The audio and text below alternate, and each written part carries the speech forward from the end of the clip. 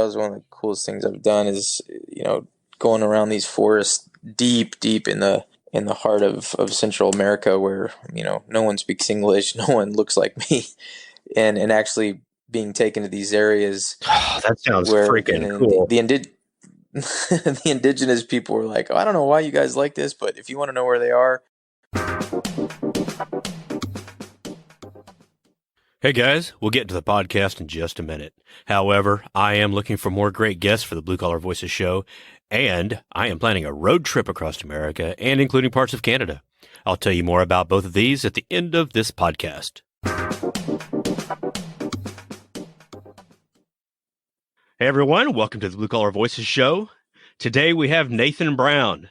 Nathan Brown founded Old World Timber. It's a company that sources reclaimed lumber from various locations around the world and, of course, from the United States. I ran across Nathan on LinkedIn, connected, and I'd see his posts from time to time. After I started the Blue Collar Voices show, I reached out to Nathan, asking him to be a guest on the show to talk about his business, his journey, kind of find out his origin story, and what makes him tick. Nathan, welcome to the Blue Collar Voices show. Hey, thanks for having me on, John. Appreciate it. I appreciate it as well. I love talking to people, and this is like brain candy for me. So let's go ahead and, in brief, let's summarize what it is that Old World Timber does. Yeah, so Old World Timber, we source material, reclaimed wood from various parts of the world, primarily the United States. And although we're also starting to do quite a bit of sustainably sourced new timber as well, and we manufacture it into different products such as flooring, wall and ceiling accents, furniture, surfboard tables, you name it. We just kind of are. I tell people sometimes we're in the fashion industry that happens to be wood. So, okay, you said something about new lumber as well. Yeah, so people sometimes ask me, well, what if reclaim goes out of style? And I counter that question with, well, paint doesn't go out of style, just the colors of paint go out of style, right? And so the same is true with wood. And so when people are looking for a, cleaner modern aesthetic or all the way to a rustic aesthetic, we can pretty much hit whatever look you're shooting for. And sometimes increasingly that is new lumber. Okay. I had made a list of questions to talk about. That kind of touches on one of them, which is the reclaimed wood different than the wood you can buy that's harvested today? And more or less, if so, how? Yeah, it's a good question. A lot of the wood that we do use doesn't really exist in the natural world today. And if it does, it's typically protected, in some of our national forests and things like that. So a lot of the timber that we deal with, the reclaimed wood that we deal with, that is wood that sometimes we even say our wood doesn't grow on trees because you can't get that wood anymore. The trees that people were using 100 or 150 years ago in our country to build, houses or buildings, or barns, whatever the case may be, that those trees that existed back then a lot of times were the first tree to ever grow in the forest. So sometimes it's referred to as virgin growth or original growth. And the growth rings are so incredibly dense because that tree had to fight for sunlight and water along with all the other trees that were growing up in the canopy simultaneously. So it's harder, denser, and those trees were much larger than what we see today. So in many regards, it's pretty unique. We also, most of the timber we use that was reclaimed from some other source has different characteristics from what Mother Nature did to it over the last 100 or 150 years that give it a very unique aesthetic that's kind of impossible to replicate. So it sounds like you're saying that the trees grew, they were really large, so there's a lot of wood, so you could have big pieces, but they actually grew slower than our production trees do nowadays. Since it was doing the fighting, it wasn't able to expand each year as much as our current production trees could do, and that's what gave it its increased density. That's correct, and the growth rings are very, very tight because the tree didn't grow much year to year. It had to struggle, and the growth rings and newer timber they're much looser grain because for that very reason.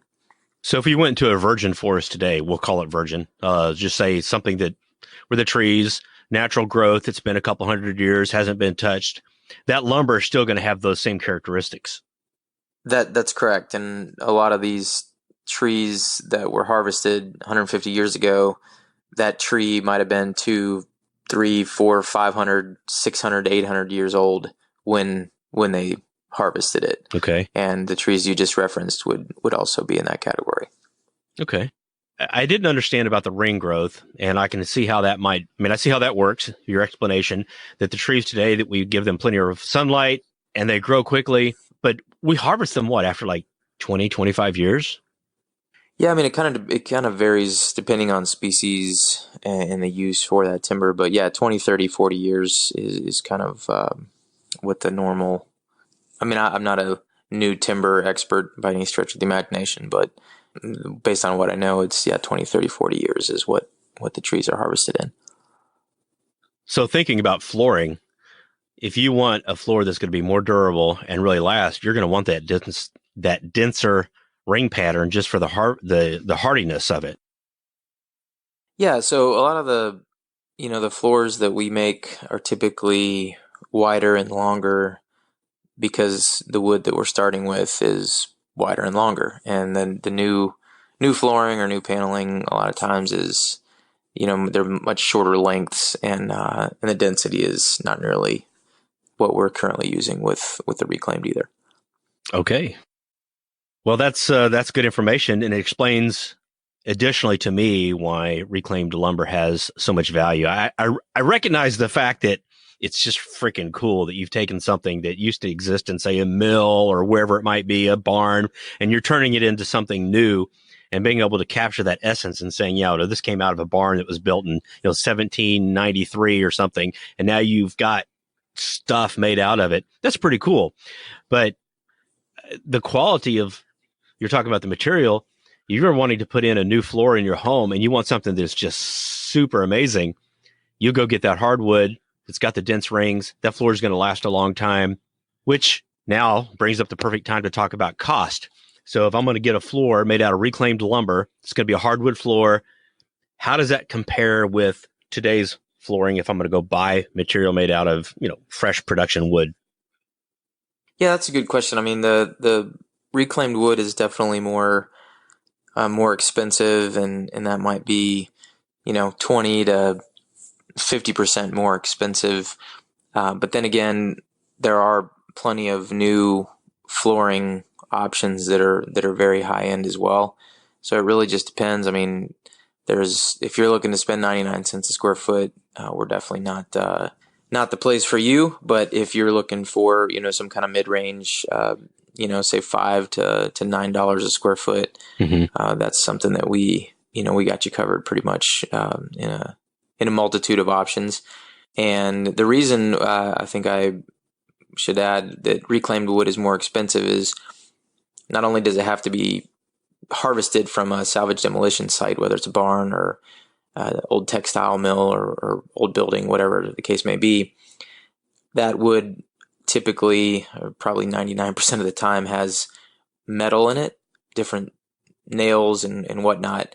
And the process for removing the metal, the denailing and the metal detecting is very arduous. And that is something that's very labor intensive as well, which obviously increases the cost to get that lumber to a state where you can actually run it through a production line.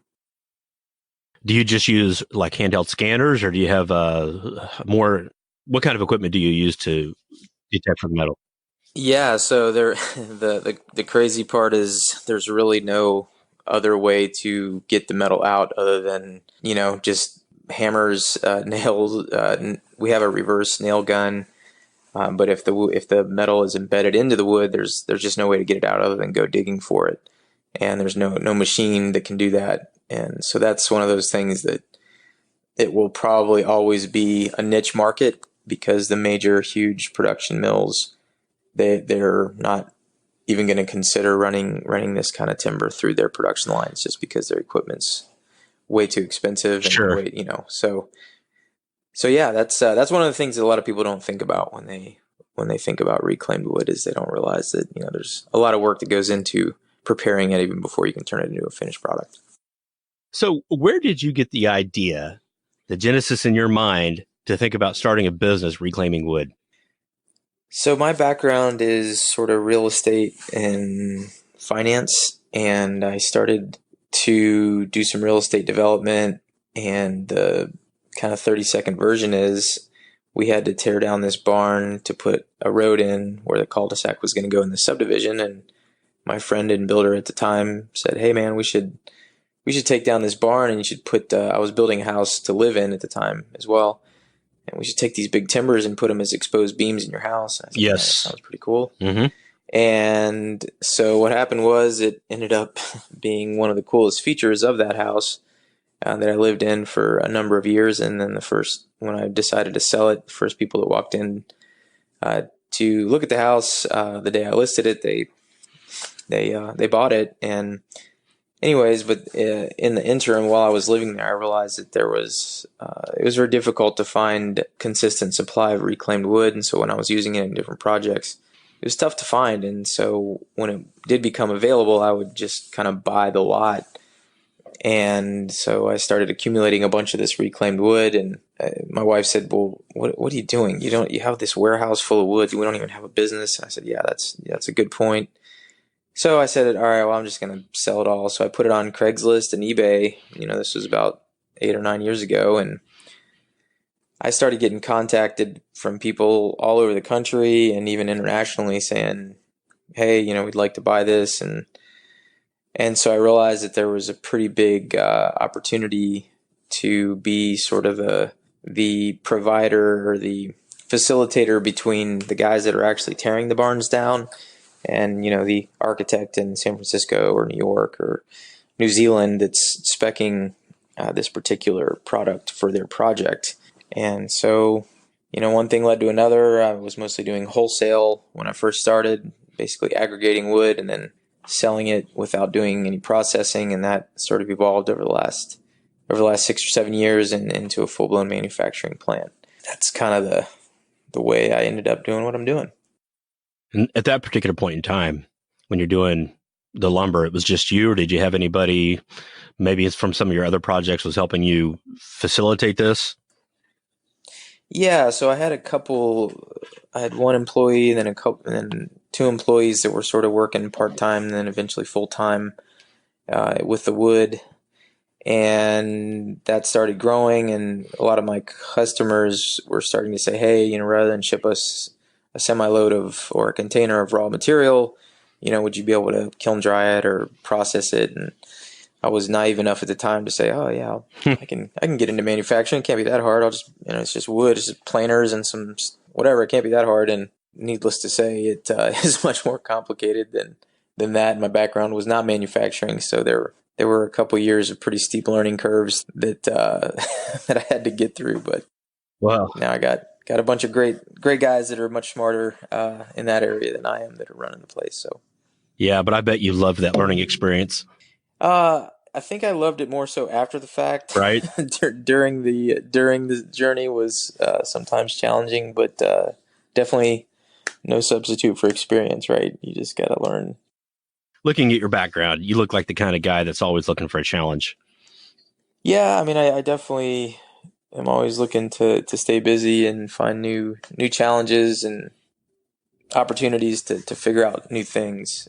Sometimes I'm told I'm good at juggling, 8 or 9 balls, but my tendency is to try to start juggling, 10 or 12, and I need to stay in my lane and and not constantly be pushing the envelope. So You grow, delegate, grow some more.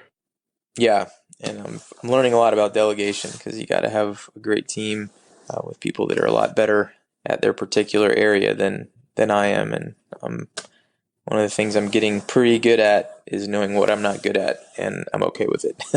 So I'm just trying to stay in my lane and surround myself with people that are great at different things. Sure. I know a lot of things about different things. Right. There's a whole lot more that I don't know. There's no way you can know everything. Just no freaking way. Even though I want to, I can't. Not possible. Not possible. How many different countries at this point in time have you actually got reclaimed wood from? Uh, we have, man, I guess I should think about this. Central America, Costa Rica, Nicaragua, all over the United States, even Canada. Let's see, Europe, we've gotten Austria, Italy, Croatia, Serbia, France, and then in Africa we have sourced wood from northern Africa, Tunisia, and Algeria, and we're looking to start sourcing some reclaimed teak from Indonesia and Burma, and we're just trying to work through some the hoops we got to jump through for that. But those are some of the ones. There's probably some other ones that I'm not remembering off the top of my head, but Sure. those are some of the areas that we're bringing wood in from. Now, the hoops you talk about, is that like import restrictions? Yeah, so kind of a funny story in Burma, for example, or Myanmar, they have unfortunately been subjected to a lot of deforestation of their teak, their virgin original growth teak trees. And so when we were started working with the government there to actually export reclaimed wood, they simply did not believe that that was actually what we wanted to do. I think they thought that we must have been trying to export drugs or something because they were like, why would you want these trees? Like, why would you want what they perceive to be firewood? Actually, it's not even firewood. It's actually teak is so oily that you can't really even burn it. So it doesn't rot. You can't burn it. And so a lot of times it's just actually sitting in these massive depots of just kind of wood, from old boats or whatever. And but at this point, we have not been able to convince the Minister of Forestry that we're not going to cut any new trees down. We just want to actually export the wood that's just laying around serving no purpose. And it's difficult, because if you don't see the value of it, it seems they find it hard to believe that that's actually what we're trying to do. It's a trust issue. And so they feel it's a trust issue, exactly. So they feel like because it's happened so much in the past that, somebody you get a license to export teak and next thing you know, you're paying guys on the black market just to go in and cut down these protected teak trees. So that was something that's been pretty it's been challenging, and we have not arrived at the solution yet, but it is kind of interesting that just whatever we don't have is exotic to us, right? Mm-hmm. So teak is exotic here, oak is exotic in Asia, and so because reclaimed wood isn't very popular in some of these Asian countries, some of the Asian countries, it's extremely popular, but they find it hard to believe that. Well, that doesn't make sense. It's almost like somebody coming over here saying, "Hey, can I start buying your firewood and exporting it?" And be like, well, why would you do that? It's not worth it. And so it's just been kind of an interesting dynamic dealing with international cultures and languages and all that kind of stuff. So, Well, it's going to be good that they don't value it that much because the cost of shipping has got to be something that's to be factored in. yeah, it's shipping is definitely something that has to be factored in the whole economic equation for sure. However, it's pretty staggering how inexpensive it is to ship a 40-foot land and sea container. It's actually about half the cost to ship a full semi-load from Kentucky to, say, Los Angeles is twice as expensive as it is to send a 40-foot land and sea container from Lexington, Kentucky to Ningbo, China, which does not seem like it's even possible, but that's just supply and demand because there's so much being exported and imported on these, huge cargo ships that the price. So that fact is surprising to a lot of people because it was to me when I first started this. Okay. So how big is your warehouse? So we have 3 different warehouses. One is about 30,000 square feet, one is 20,000, and the other is about 15. So we have about just shy of 60,000 square feet that we operate out of.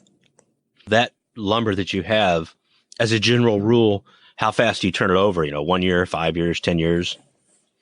Well, my accounting department continues to say, "Hey, we got to turn this over faster," which means we need more sales, bigger sales, all that kind of stuff. But we typically, I used to buy more inventory just to have so that whenever we needed it, we didn't have to go source it. Now we're functioning much more under a model of we buy it when we need it because otherwise you just have so much cash tied up in inventory that's just sitting there that, yes, can be used at some point in time, but it just becomes very capital intensive. So we're trying to get much more to a buy as needed because we now have the contacts Right. and the suppliers that can basically find it in a day or two, depending on what it is. And you may have different people that have torn down barns and stuff, and they've kind of got it in their lot. You can just reach out to them and facilitate that transaction when necessary. That's correct. So I mean, do you know what? no, just a lot of them do have the stock, and so it's easier to say, hey, we'll come buy a truckload of X, Y, or Z rather than just have them bring it in and us buy every day from them for that's not necessarily for a particular project. Sure. So when you do get the wood in, are people having you like slice it up into slabs for them? And I know you make products like wood flooring products and things like that, but do you do like rough cut prep? Not that your cuts are rough, but they may want all that cut up in slabs before they get it. What kind of preparation methodologies do you offer? Yeah, so we do everything from selling raw material to another company just like us, for example, in Colorado or Oregon or up in the Northeast, all over California, Texas. But we also can do any stage of the process. So we can do, if you just want it kiln dried and metal detected, we can do that. If you want it kiln dry, metal detected, and straight edged and backplaned. So there's a number of different ways that you can order product from us, and it ranges all the way from essentially as it comes off the barn, just palletized and loadable on a semi truck, all the way to finished or pre-finished flooring or pre-finished wall accents as well. So, or furniture, we do sell quite a bit of semi-processed material to other furniture manufacturers. So that's kind of that's really the niche that we serve is more of a B2B.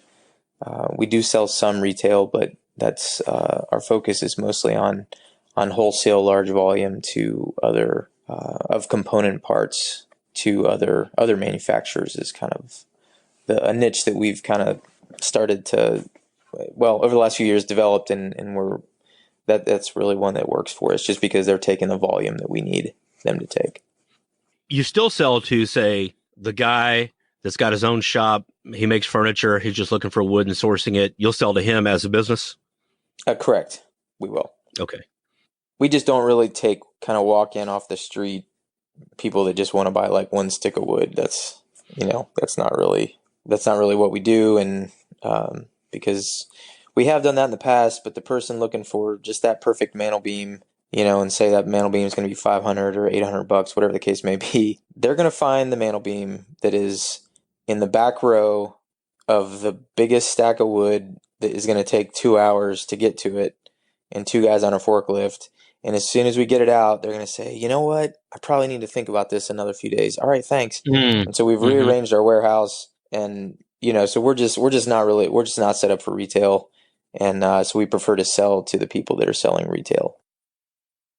So I took a look at your website. I won't say in depth because I'll be honest, but I did review your different pages and things. It looks like you have kind of examples of your inventory, but you don't have like a specific inventory list that people could just go through and say, yeah, I'll take this, I'll take this, I'll take that. When somebody does need something, do they just contact you and say, this is what we're looking for? Do you have it? Yeah, correct. So, for example, this morning, somebody, or actually last night, I didn't get until this morning, but builder architect in New Zealand reached out and said, "Hey, I need these beams. Can you give me a price on these?" And he gave me the cut sheet, and I said, in this particular case, we actually have everything that he needs, and so I sent him back a.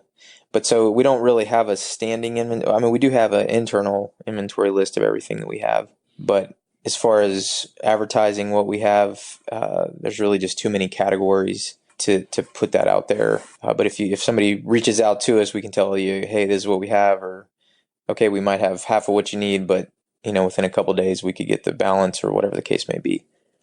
Okay. What's the largest piece of wood you've ever had to work with or had the privilege of working with? We actually had 1,000-year-old olive wood Wow. stump that was about 6.5 feet in diameter that we slabbed up into basically huge round cookies that people have made. That was probably the oldest tree. The biggest one we've had, actually the biggest timber we've probably ever had was a wine press beam from Austria, and it was about just shy of 20 inches by 20 inches by about 17 feet. And that wasn't just a raw piece. I mean, it was actually hand cut. It's probably a 250-year-old wine press beam and so that was, and we actually just sold that to a customer in Montana. So those are two that pop out as two of the more interesting pieces we've ever had. I would love to be able to, not that I'd want to live there for sure, but I'd love to be able to travel back 400 years ago and look at the trees and the way this country looked before we started cutting everything down.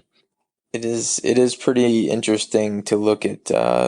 I mean, since the 50s, actually, the forests are coming back in a huge way here in the United States. But there for, I don't know, 70 or 80 years, we were not being great stewards as a country, just because there wasn't the communication and the knowledge that there is now. But back when the country was first sort of being discovered, I mean, if you look at a map of the trees, a squirrel, could have never hit the ground from, New England to parts of Texas. Mm-hmm. And it's just kind of staggering to think about that, because now you see all these open fields and farmland and whatnot, but that was not always the case. It was just full of timber. And that's why a lot of the people, the value of coming to the New World, right, was a lot of that was The resources. most people don't know is actually timber. Yeah. Mm-hmm.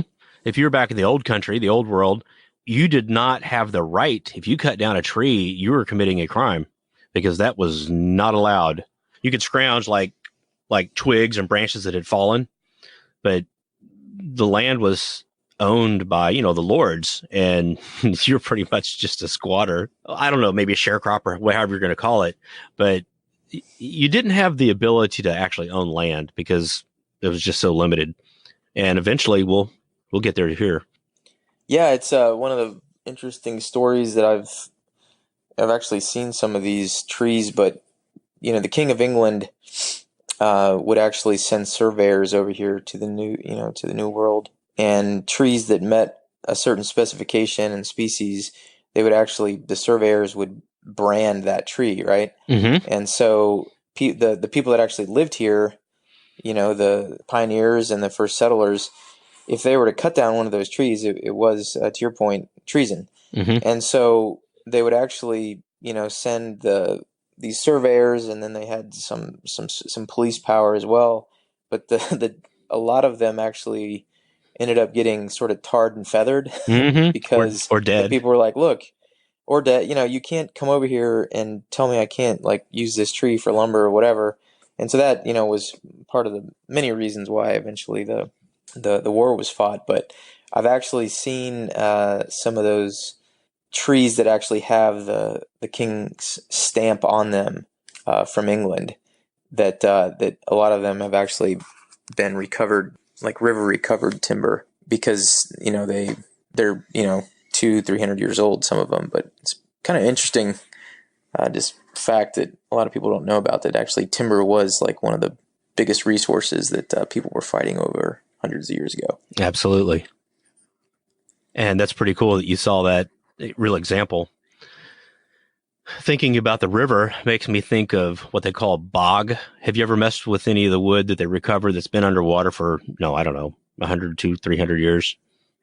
Yeah, so that's some of the stuff that I was doing in Nicaragua was the river recovered timber. And then the bog is a little bit different because that's actually wood that, it's been under not water, but it's actually been under the ground, but it's preserved the same way. And a lot of it's some of it's kind of petrification happens. But yeah, this is, I mean, but they're both sort of along the same lines that you can, wood has been preserved in a way that it would not have been preserved if it wouldn't have been outside. Those elements, for example, the river reclaimed stuff is the trees. That's how they transported cut timber back before they had the ability. It was just you cut at the trees, you rolled them into the river, and they floated down. Then you put them on barges. But a lot of the biggest, densest trees would actually just sink to the bottom, and so they would, bob along the bottom until they finally got lodged in the dirt. And where there was one tree, or one log, there's typically hundreds. No way. And so, yeah, and so some of these, I mean, it was really, that was one of the coolest things I've done is, going around these forests deep in the heart of Central America, where no one speaks English, no one looks like me, and actually being taken to these areas Oh, that sounds where freaking cool. the indigenous people were like, oh, I don't know why you guys like this, but if you want to know where they are, we know where they are. And they being these hundreds of like massive logs that are just lodged in the bottom of these rivers, say 20 or 30 feet below the surface. So the oxygen content is so low that they don't actually rot. And that's where they've been for a couple hundred years.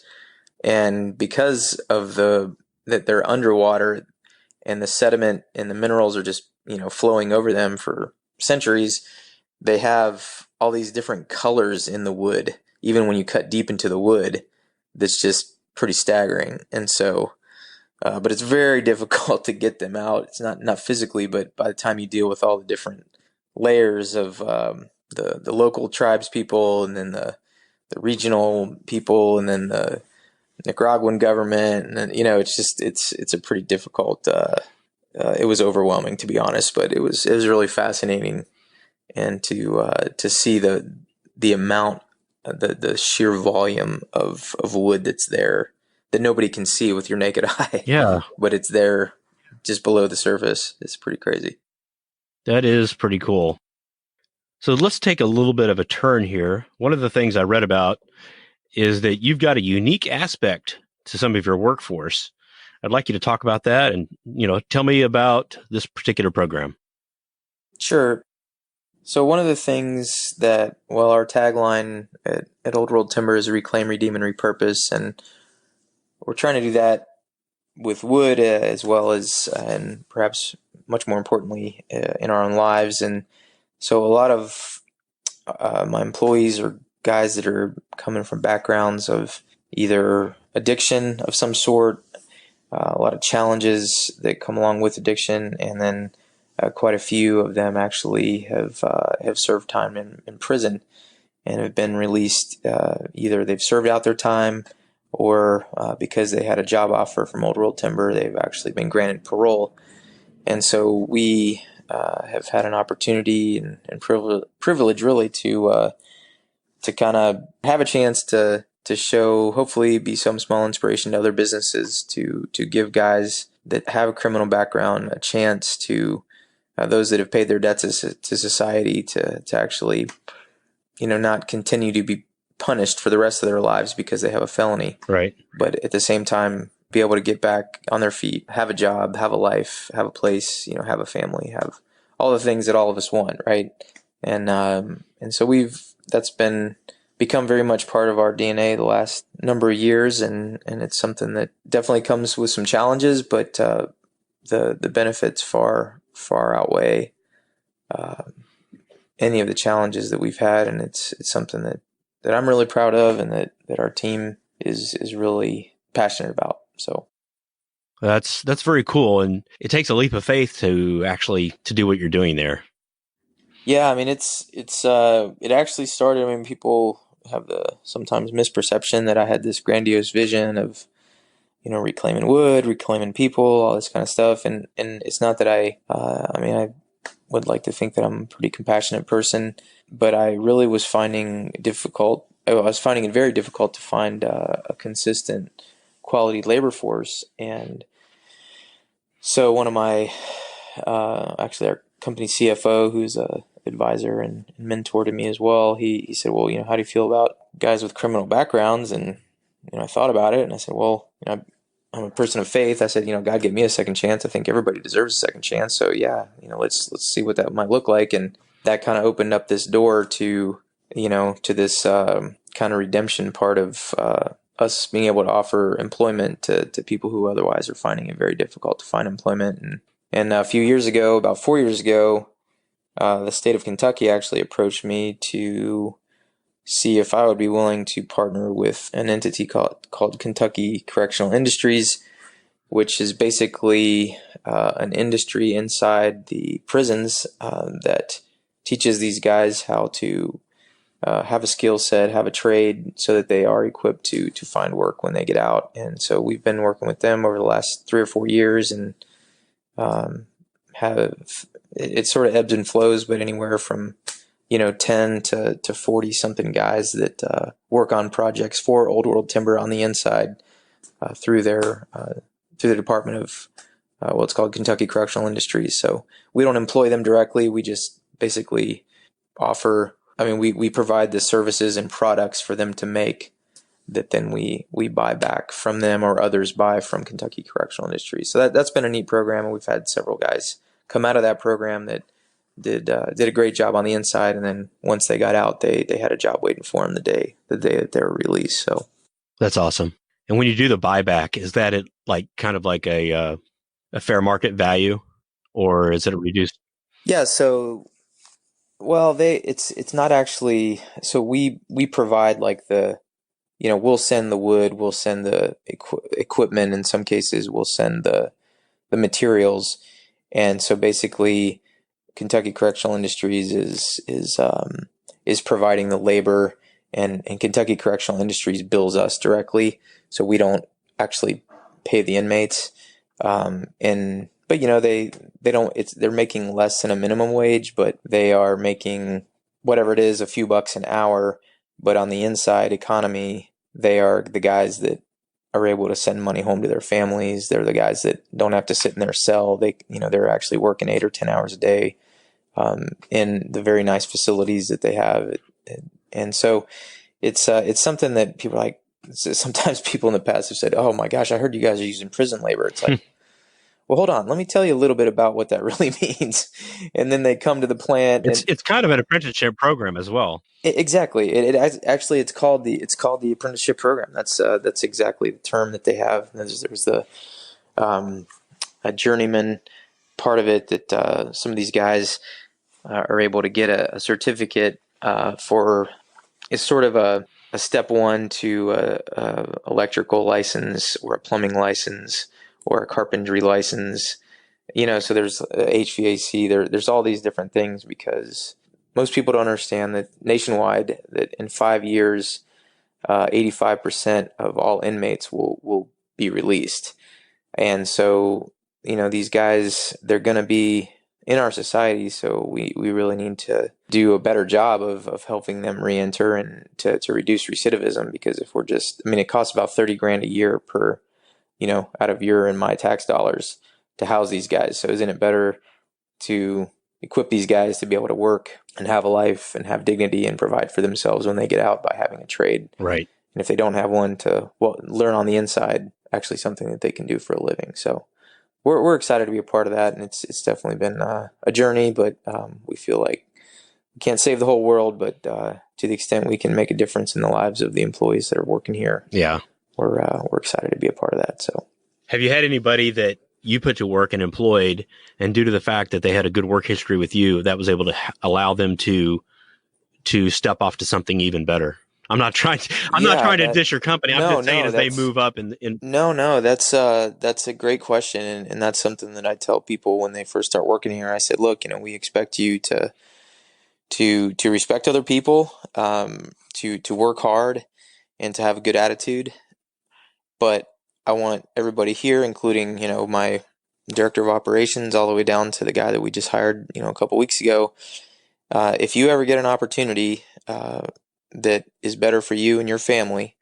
And as long as you're fair with this company, you will not have a bigger advocate than me and you doing whatever that is. And we've had guys that have reconciled with family, felt terrible about giving their notice, but I said, man, that's what we're about, man. We're about reconciliation and redemption. And if you got if you got another job in another state that you can be closer to your family, which you've been estranged from for 10 or 15 years because of the prison situation, that's something we absolutely want to support. And so, I mean, you asked the question, and a lot of people are like, "Oh, that's 100% what we're about is helping people to continue to develop and improve, Right. and if Old World Timber can be a stepping stone to that, that's something I just want to. I am really proud of, and will always be proud of, and encouraging the guys to continue to develop for themselves and their families. So. I could see how somebody, as all hypothetical, could work for you for a year, doing a great job, and have established himself. And that provides the trust necessary for the family to say, okay, yeah, it looks like you really have changed your life, and we're willing to talk to you again. Correct, because a lot of these guys, there's a reason why they ended up in prison. And although, not to get on a soapbox, but for them, a lot of guys are doing time for things that are now legal in, like, I don't Yes. know, 35 states. So Yes. yeah, It's that's a little ridiculous. bit hard to get your mind around, and seems like that's. But anyways, the families are looking for these guys are their husbands, their fathers, their brothers, their sons, and so there's a whole family, there's a whole community that needs to be kind of restored. And if we can provide the economic or a piece of the whole puzzle by having them be able to make a living and have some dignity and walk a little taller and be proud of what they're doing, that does help with the family. And we hope, like I said, we can't change the whole world, but we hope to be able to be be a small inspiration to other businesses and other companies to give these guys a chance, and not just have this strict, if you have a criminal background, we throw your application in the trash. Because as a society, if we say, hey, this is the penalty for whatever you did, the mistake you made, once you've served your time or the parole board has seen fit because of your behavior, because of your good conduct to grant you parole, I think we should have grace for these people as it relates to being able to be employed. Because if they can't find a job, they can't make a living, well, they just go back to doing whatever they had to do to survive, which in many cases puts them back in prison, which is defeats like the purpose of society is supposed to be about, right? So Okay. Well, that's very cool. What is the most satisfying aspect to you about your whole Old World Timber business and infrastructure that you've built?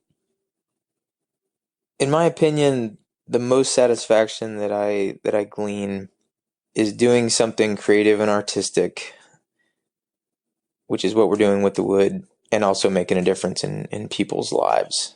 That's something that I hope and pray that we're doing every day. But when I see some successes and evidence that is working, it really does keep me going. It doesn't take much, but when I see somebody reconcile with a family member, or one of our guys buy a house, that has been in prison for 27 years, and now he's back on his feet. He's been working for us for a couple years, and now he's buying his first house ever, and he never thought in a million years that he'd be able to do that. Things like that are really, really what encourage me and keep me just fighting every day. That's awesome. So where do you see Old World Timber going in the future? Maybe not like necessarily a year, but like just kind of project it out a ways.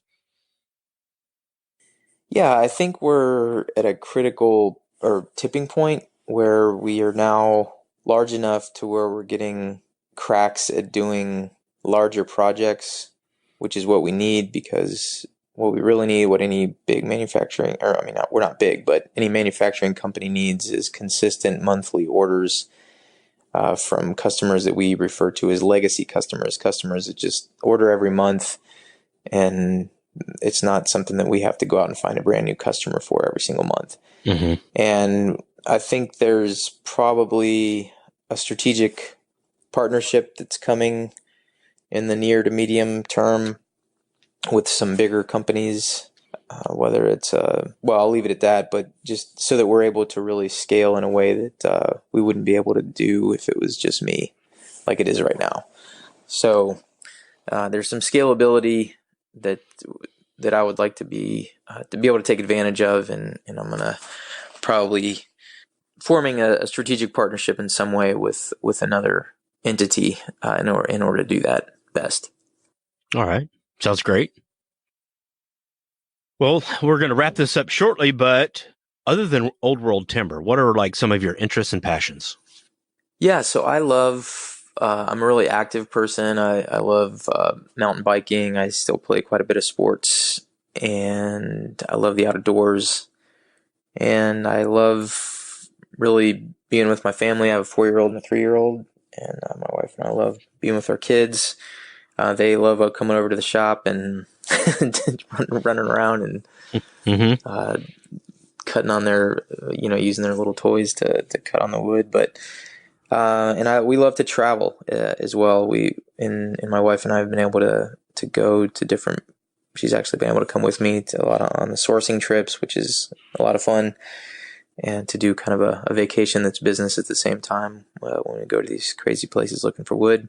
And then I guess some of the other things that I do, I actually have one of the other companies I own is a craft bourbon distillery here in Kentucky, and I also own some real estate. And like I said, I like to stay pretty active and got my hands in a lot of different things, but old world timber is definitely where I spend the majority of my time and energy and passion. Well, that's outstanding. Well, Nathan, I really appreciate you coming on the show today and sharing your business and your journey and kind of the aspect of your life. And it's an interesting story and some cool stuff that you're doing. And I look forward to swinging by and checking out your place when I finally get my road trip going. Yeah, you'll. I think you'd get a kick out of seeing what we're doing here. It's pretty cool. I'm looking forward to taking video and just bringing that to life for everybody. Yeah, I think seeing it, hearing about it's one thing, but seeing a couple of pictures or videos is kind of really something that most people find pretty interesting. Well, Nathan, thank you so much, and we'll go ahead and wrap it up. I'll get this posted soon. I appreciate it.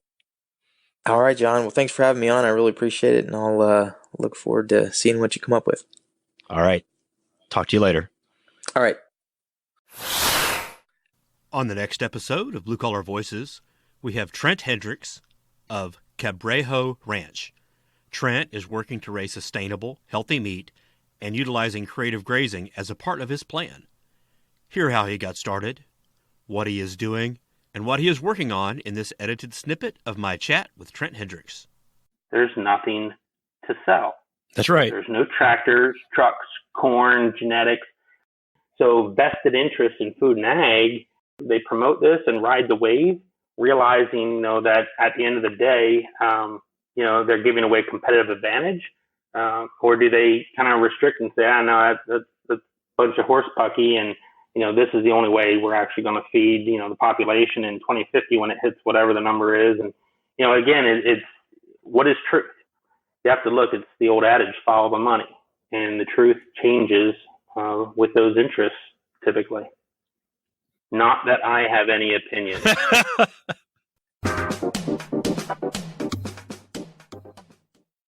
Hey guys, before you go, 2 things. The first is, I'm looking for more great guests for the Blue Collar Voices show. Basically, I'm looking for those that excel in the blue collar arena and have actually got their hands dirty, truly understanding what it is like to do the work. I realize this is an older podcast, but I'm updating this podcast in November 2019 for the announcement of an upcoming road trip.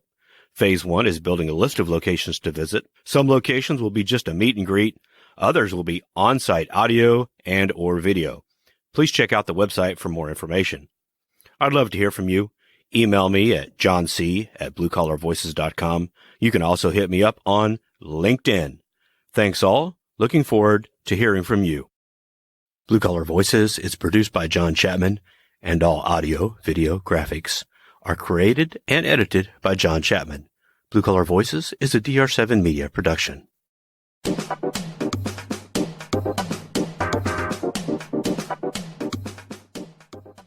I'll be back.